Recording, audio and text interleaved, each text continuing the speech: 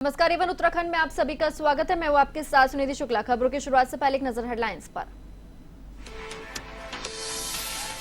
विश्व पर्यावरण दिवस पर देहरादून में वृक्षारोपण कार्यक्रम का आयोजन। सीएम पुष्कर सिंह धामी ने किया वृक्षारोपण। नियुक्ति पत्र वितरण कार्यक्रम को किया संबोधित।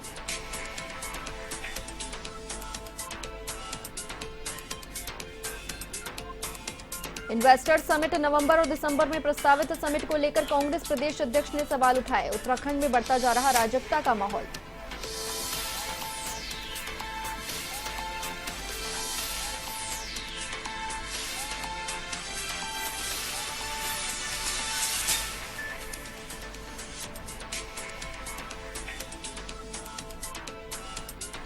सरकारी जमीन से अतिक्रमण हटाने का अभियान जारी। किच्छा के पूर्व विधायक ने लोगों के साथ दिया धरना प्रदर्शन। पुलिस प्रशासन पर लगाए गंभीर आरोप।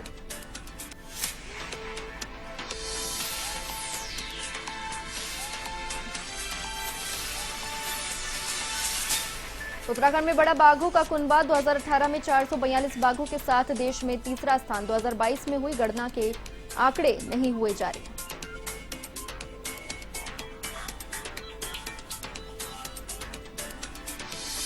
एसटीएफ और पुलभट्टा पुलिस की कार्रवाई। 3 किलो अफीम के साथ तस्कर गिरफ्त में। जब्त अफीम की बाजार कीमत 30 लाख रुपए।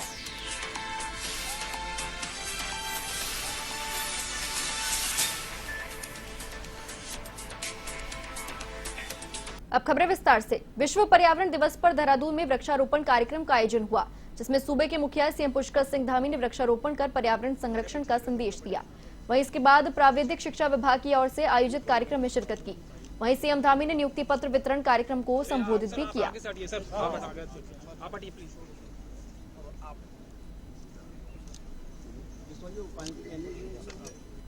को रोजगार प्राप्त हुआ और मुझे यह भी बताया गया कि ऑनलाइन जो प्लेसमेंट सेल के माध्यम से 401 एवं विभिन्न संस्थाओं में आयोजित कैंपस प्लेसमेंट, जिससे 669 छात्र एवं छात्राओं को रोजगार प्रदान किए जाने के साथ ही कुल मिलाकर 2108 छात्रों एवं छात्राओं को रोजगार प्राप्त हुआ है। इसके लिए मैं तकनीकी शिक्षा मंत्री जी को, हमारे सचिव और उनके डायरेक्टर और पूरी टीम तकनीकी शिक्षा से जुड़े हुए सभी जनों को, जिन्होंने इस बहुत ही, मैं कहूं कि एक ऐसा कार्य जिसने हमारे सभी छात्र छात्राओं को रोजगार से जोड़ने का काम किया, उन्होंने इस काम को सिद्धि तक पहुंचाया, यानी संकल्प को पूर्ण किया, वो बहुत बधाई के पात्र हैं। प्रदेश सरकार की ओर से अवैध अतिक्रमण को लेकर लगातार कार्रवाई जारी है। आपको बता दें कि धामी सरकार ने प्रदेश में अवैध अतिक्रमण को हटाने के लिए अभियान चला रखा है। इस अभियान के दूसरे चरण में नदियों को अतिक्रमण से दूर करने के लिए कार्रवाई जारी है। हालांकि सीएम धामी ने अधिकारियों को निर्देश दिया है कि अतिक्रमण अभियान में किसी निर्दोष पर कार्रवाई नहीं हो। इधर अतिक्रमण अभियान को लेकर कांग्रेस ने धामी सरकार पर सवाल उठाए हैं। कांग्रेस प्रदेश उपाध्यक्ष संगठन मथुरा दत्त जोशी ने कहा कि कांग्रेस पार्टी भी अतिक्रमण का विरोध करती है, लेकिन सरकार को चाहिए कि जिस जगह से अतिक्रमण हटाया जा रहा है, लेकिन उन लोगों को विस्थापित करने का काम भी करे। सरकार सिर्फ अतिक्रमण के खिलाफ कार्रवाई कर रही है, लेकिन जिन लोगों के घर तोड़े गए हैं उन्हें बसाने की कोई व्यवस्था नहीं की गई।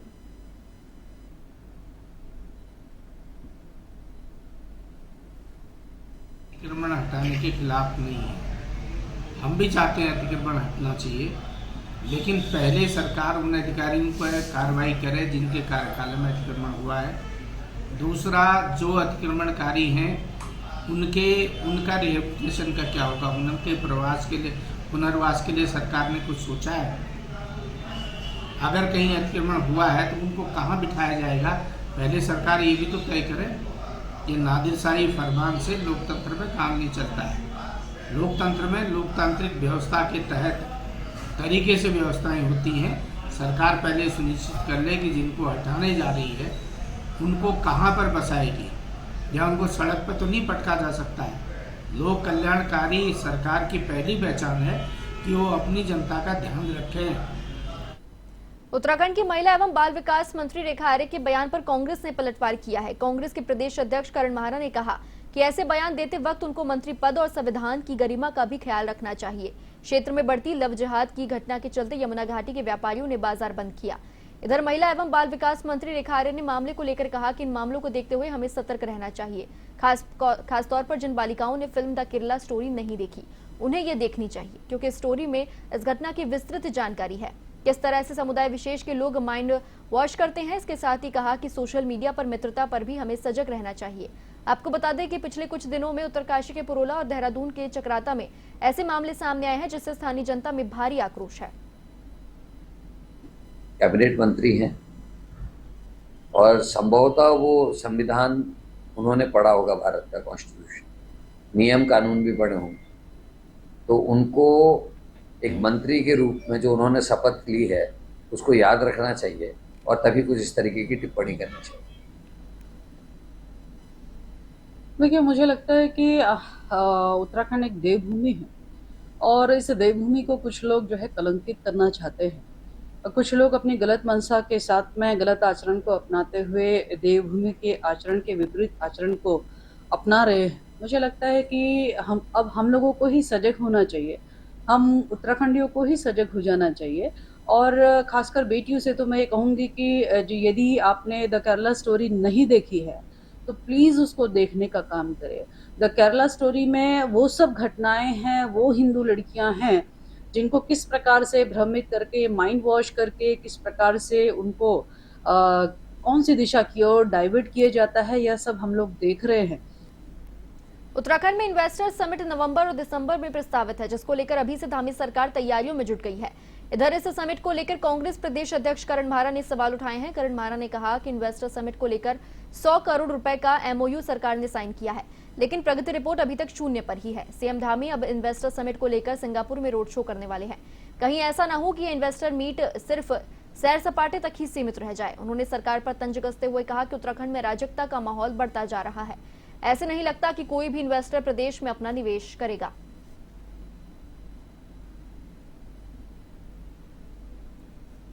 मोदी का देश देखिए, इन्वेस्टर्स समिट जो प्रवीण जी ने किया था उसमें कुछ आए भी और कुछ नहीं भी आए। वो कोशिश थी और ये हर मुख्यमंत्री अपने यहाँ कोशिश करता है, लेकिन जो अब होने जा रहा है ये तो गजब हो रहा है। पहले तो मैकेंजी लाए इन्वेस्टर्स लाने के लिए, उनके संग 100 करोड़ के आसपास का एमओयू भी कर लिया, लेकिन 6 महीने में प्रगति जो है शून्य है। और मैकेंजी ऐसी है जिसपे ईडी का छापा पड़ गया कंपनी में और 2 स्टेट्स में वो ब्लैकलिस्टेड भी है। और अब मुख्यमंत्री जी सिंगापुर इत्यादि में रोड शो करने वाले हैं। मुझे लगता है सैर सपाटे तक ये सीमित ना रहे और वाकई में सच में अगर कोई इन्वेस्टमेंट आती है और यहाँ काम करने का माहौल हो, निश्चित ही सब आएंगे। जिस तरीके का माहौल, अराजक माहौल प्रदेश में बन रहा है। उत्तराखंड के काशीपुर में ब्रांडेड कंपनियों का नकली सीमेंट बनाने की एक फैक्ट्री का पुलिस ने भंडाफोड़ किया है। नकली सीमेंट के करीब 1250 कट्टे और अलग अलग कंपनियों के 1250 नकली खाली कट्टे बरामद किए। पुलिस अधीक्षक अभय प्रताप सिंह ने बताया कि मौके से कमल सागर को गिरफ्तार किया गया, जिसकी पूछताछ द्वारा बताया गया कि इस फैक्ट्री का असली मालिक वसीम है। पुलिस आरोपी की तलाश कर रही है। छापेमारी के दौरान एक ट्रक नकली सीमेंट और भारी मात्रा में अनेक कंपनियों के नकली खाली कट्टे भी बरामद किए गए। फिलहाल कार्रवाई जारी है।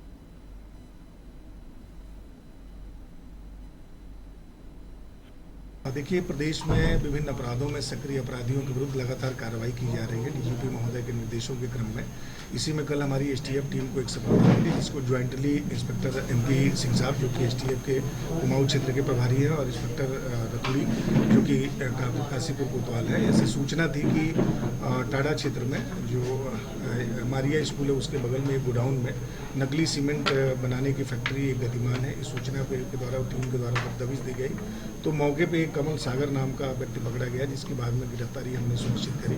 वहाँ पे कुल 1250 विभिन्न ब्रांड की, जिसमें एसीसी, बांगर और माइशेम से लेकर के अल्ट्राटेक सीमेंट की बोरियां थी। उधम सिंह नगर जनपद में सरकारी जमीन से अतिक्रमण हटाया जा रहा है। इसके साथ ही लोगों को नोटिस भी दिए गए, जिसका किच्छा के पूर्व विधायक राजेश शुक्ला ने स्थानीय लोगों के साथ मिलकर रुद्रपुर के विकास भवन में धरना प्रदर्शन किया।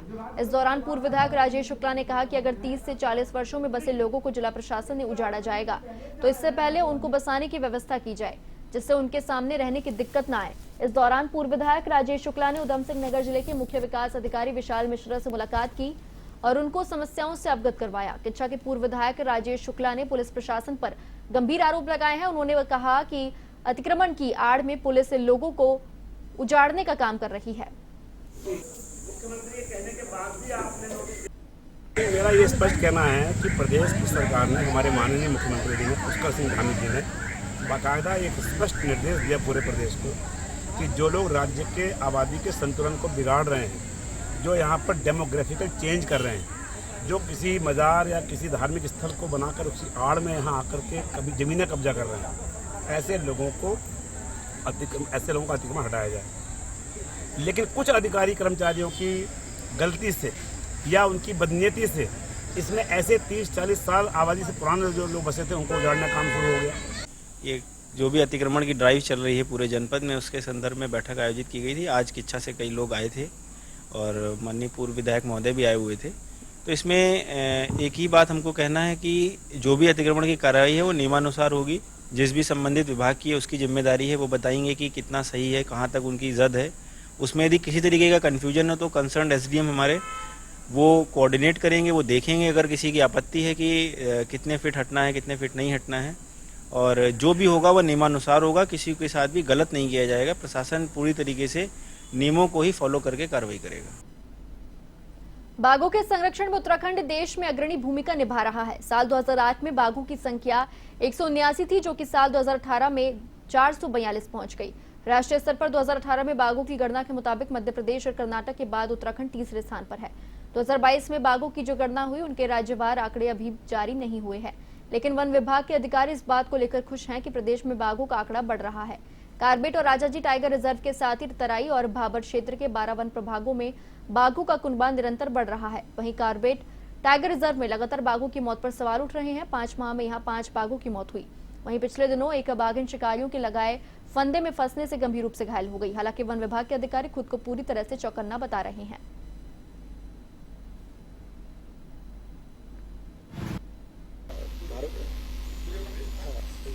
भारत सरकार ने पिछली बार राष्ट्रीय स्तर पर बाघों की जो गणना संपन्न की थी वो 2018 में हुई थी, जिसके आंकड़ों के अनुसार उत्तराखंड में 442 बाघ हैं। इसके बाद अगली साइकिल में 2022 में ये कार्रवाई की गई, जिसमें पूरे देश के आंकड़े तो अभी जारी किए गए हैं, लेकिन अभी राज्यवार और टाइगर रिजर्वार आंकड़े अभी जो है वो आने बाकी हैं। लेकिन जो आंकड़े पिछले महीने माननीय प्रधानमंत्री जी ने जारी किए, उसके अनुसार शिवालिक का जो क्षेत्र है वहाँ पूरे भारत में विगत साइकिल और अब के बीच में लगभग 1.5। एसटीएफ और पुलिस भट्टा पुलिस ने संयुक्त टीम ने 3 किलो अफीम के साथ एक अंतर्राज्यीय तस्कर को गिरफ्तार किया है। तस्कर से बरामद अफीम की कीमत करीब 30 लाख रुपए बताई जा रही है। तस्कर पुलभट्टा क्षेत्र में किसी व्यक्ति को अफीम देने आ रहा था। इस मामले का खुलासा करते हुए उधम सिंह एसपी क्राइम चंद्रशेखर घोड़के ने बताया कि कुमाऊं एसटीएफ को सूचना मिली कि पुलभट्टा क्षेत्र में अफीम बिकने के लिए आ रही है। इस पर टीम ने पुलभट्टा पुलिस के साथ मिलकर बंगा रोड पर वाहनों की चेकिंग शुरू कर दी। इस दौरान एक संदिग्ध पुलिस को देखकर भागने लगा, जिसे पकड़कर पुलिस ने पूछताछ की तो उसने अपना नाम राकेश कुमार बताया। वहीं तलाशी लेने पर उसके कब्जे से 2.926 किलो अफीम मिली। उसने बताया कि वह यूपी से अफीम की खेप लाकर किच्छा की चौपड़ा मार्केट में बिट्टू सरदार को सप्लाई करने के लिए आ रहा था। इससे पहले उसे गिरफ्तार कर लिया गया। एसपी ने बताया कि आरोपी को ड्रग अधिनियम के तहत न्यायालय के समक्ष पेश कर जेल भेज दिया है।